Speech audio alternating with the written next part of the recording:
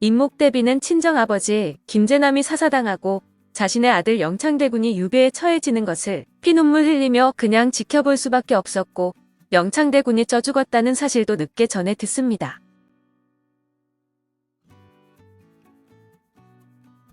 오늘의 왕비로 배우는 한국사 조선왕비실록은 선조 이연의 두 번째 아내로 광해군과 찰전지 원수가 된 임모광우 김씨 이야기입니다. 워낙 얽힌 이야기들이 많아서 3회에 걸쳐 정명공주 이야기까지 제공할 예정입니다.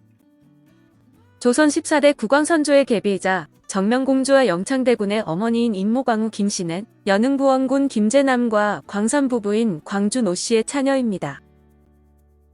김제남은 권신 김한노의 종손인데 그녀의 언니는 명종비 인순왕후 심씨의 아버지인 심강의 친손자인 심정세에게 시집을 가서 인순왕후와 임모광우는 법적으로는 조카 며느리가 됩니다.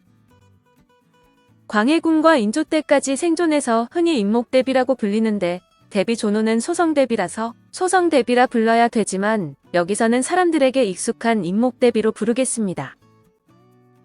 법적으로는 광해군의 계모이지만 광해군보다 9살이나 어렸는데 왕비로 간택될 당시의 나이는 19세로 반가의 교수도 17에서 18세의 미혼인 경우가 거의 없었다는 점을 생각하면 무척 늦은 나이였습니다. 첫 왕비 의인왕후 박씨가 후사를 낳지 못하고 죽어서 적자가 급한 상황이라 바로 임신할 수 있는 나이의 처녀를 왕비감으로 간택했다는 견해도 있습니다. 영창대군의 출산. 임모광우는 기대대로 혼인한 지 1년이 되기도 전에 임신을 해서 1603년 정명공주를 낳고 1604년에는 둘째 왕녀를 사산하지만 1606년에 적동 영창대군을 출산했습니다. 선조가 어린 임모광우에게 새 장가를 들고 1년 뒤에 선조실록 기사에 따르면 임모광우와 재미를 보느라 정력에 좋은 탕약을 매일 지어다 먹고 경연도 대충 나갔다고 합니다. 이에 사관이 왕이 어린 왕비와 노느라 체력적으로 힘들어 병이 나고 국모의 자리가 비었다면 후궁 중에 한 명을 왕비로 올리면 되는데 왜 굳이 새로 왕비를 간택하느냐며 계속 비판을 했습니다. 외란이 끝난 지 2에서 3년 지난 시기라 피폐해진 국토를 복구하기 위해 할 일이 산더미 같은데 왕은 어린 여자와 재혼하더니 몸이 허하다느니 피곤하다는 소리나 늘어놓으니 이렇게 말할 만도 했습니다. 그러나 후궁 중에서 한 명을 왕비로 올리자니 세자 광해군의 생모 공빈 김씨가 후궁인 상태로 죽었는데 정빈 홍씨나 정빈 민씨에게도 아들이 있어 이 후궁들을 간택하면 곤란한 일이 일어날 우려가 있었습니다. 임모광우의 친정아버지 김제남은 유생들이 무리짓는 것에 거부감을 느껴 잘 어울리지 않았던 무당파적 인물이며 연한 김씨 가문이 김한노가 몰락하면서 완전히 기울어 세도를 부릴 위험이 적었습니다. 그러나 어린 나이에 지위에 오른 데다 친정이 쇠락한 집안이라 제대로 처세나 정치력을 학습할 여건도 되지 못했기 때문에 세상 물정을 너무 몰라 처세에 약했습니다. 선조의 총애를 받던 후궁 임빈 김씨는 처세술에 능해 임진왜란 이전에는 임빈 김씨의 차남 신성군이 유력한 세자 후보였지만 신성군이 임진왜란 도중 피난길에 병사를 했습니다. 광해군이 세자로 임시 책봉된 후 임빈 김씨는 광해군의 연줄로 갈아타 자신의 외조카를 광해군의 후궁으로 들였고 광해군 편을 많이 들어주는 등 광해군과의 관계 개선에 힘을 썼습니다. 그래서 광해군조차 내가 지금 자리에 있게 된 데는 서모의 공이 컸다고 공개적으로 말할 정도로 사이가 원만해졌고 덕분에 임빈은 광해군 즉위 후 괜찮은 대접을 받았습니다. 반면에 임모광우는 처세술이 모자라서 영창대군을 낳자마자 선조에게 왕자를 세자로 부를 것인지 아니면 대군으로 부를 것인지를 물어보는 경솔한 짓을 했다고 합니다. 이후 선조에게 부탁해서 무려 400여 명에 이르는 궁녀들을 자신의 처소에서 시중을 드는 궁녀로 만들었는데 이 궁녀들 중에는 원래 광해군 처소에 있던 궁녀가 100명이나 포함되어 있었다고 합니다. 또한 영창대군을 마치 세자처럼 차려입히는 실책도 저질렀으며 친정아버지 김제남과 함께 치부에 힘을 써서 재물을 모으는데 열중하여 눈총을 사기도 했습니다. 세자 교체의 욕심이란 주장도 있지만 데뷔 시절에 보여준 행태를 보면 처세술이 없었을 가능성이 높은데 인조반정 이후 정명공주와 결혼한 홍주원에게 왕만 타는 어구마를 타게 해 논란이 되기도 했습니다. 또한 중궁전 소속 나인들이 광해군 앞에서 방자하게 구는데도 제어하지 못하며 내명부수장으로 무능한 모습을 보였는데 나인들은 임모광후가 궁 사정을 잘 모른다는 것을 이용해 온갖 행패를 부렸습니다. 그러나 이 나인들은 광해군이 즉위한 뒤 영창대군이 역모에 휩싸이자 서로 나서 거짓 고변을 해서 임모광후를 더욱 궁지에 몰아넣었습니다. 선조 승하 시점에서도 나이가 너무 어린 탓에 영향력은 크지 않았는데 1608년 10월에 선조가 쓰러졌을 때 숨이 가빠지자 세자에게 전의하라는 지시를 내렸습니다. 이에 조정 내에서 유일하게 영창대군을 지지하던 탁소복 영수 유영경이 천부당 만부당하다며 반대하자 당황한 임모광후는 유영경과는 다른 처신을 했습니다.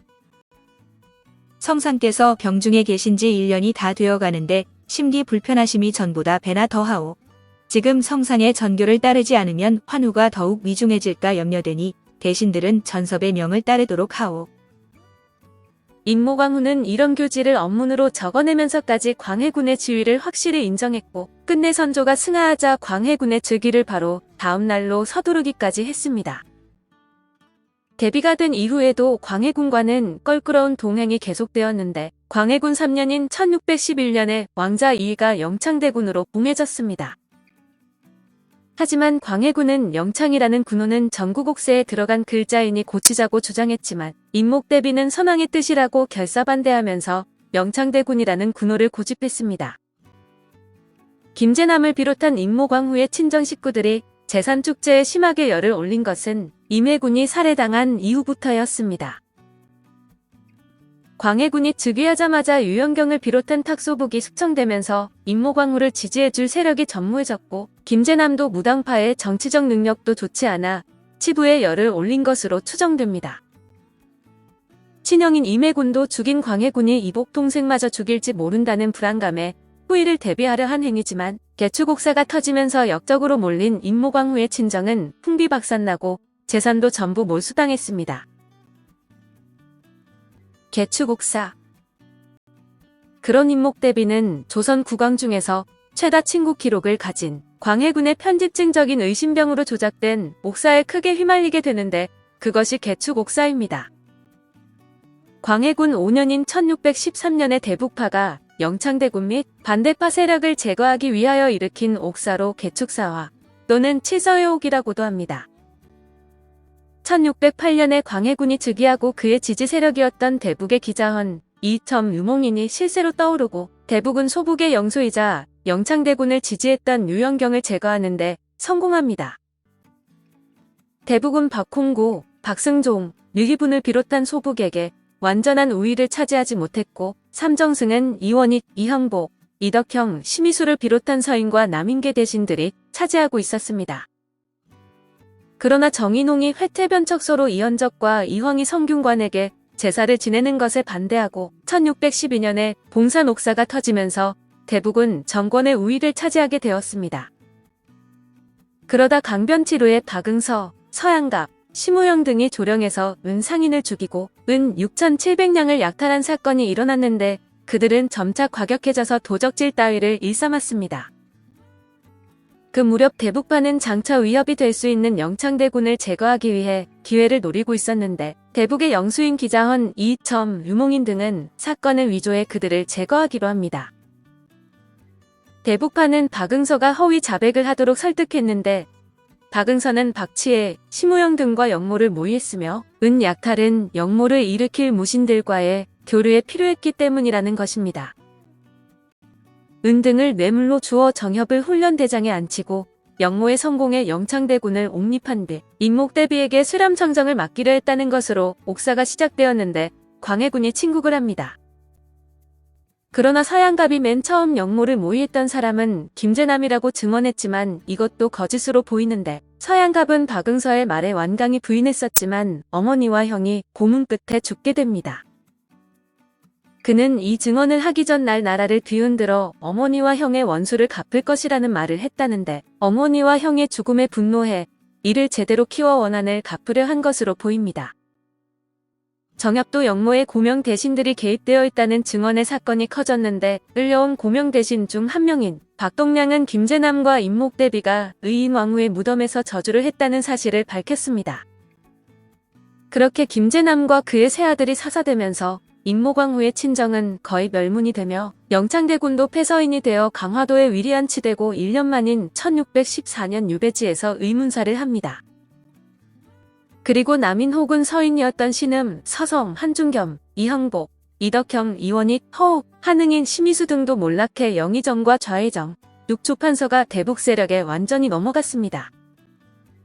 임목대비는 친정아버지 김재남이 사사당하고 자신의 아들 영창대군이 유배에 처해지는 것을 피눈물 흘리며 그냥 지켜볼 수밖에 없었고 영창대군이 쪄죽었다는 사실도 늦게 전해 듣습니다. 김재남이 치부를 일삼은 부패한 사람인 것은 사실이지만 이 시기 부패는 광해군과 대북파 측근들이 훨씬 심해 박납 커넥션과 연계되어 부를 축적했습니다. 또한 자기 자신도 폐모론에 말려들었는데 폐모규지는 내려지지 않았지만 임목대비는 대비 자리에서 쫓겨나 딸 정명공주와 함께 서궁에 5년 동안 강제로 유폐되었습니다. 정확히는 임목대비를 경운궁으로 보내 유폐시킨 것이 아니라 재건된 창덕궁으로 왕실이 옮기면서 임목대비만 경운궁에 남겨둔 것입니다. 광해군 일가는 창덕궁으로 황궁에 돌아간 이후 경운궁을 서궁으로 격하시키고 감시병 몇 명 정도만 둔 채 방치했습니다. 조선왕비실록 선조 이원의 두 번째 아내로 광해군을 폐위하고 소성 대비가 되는 임모광후 김씨 이야기로 이어집니다.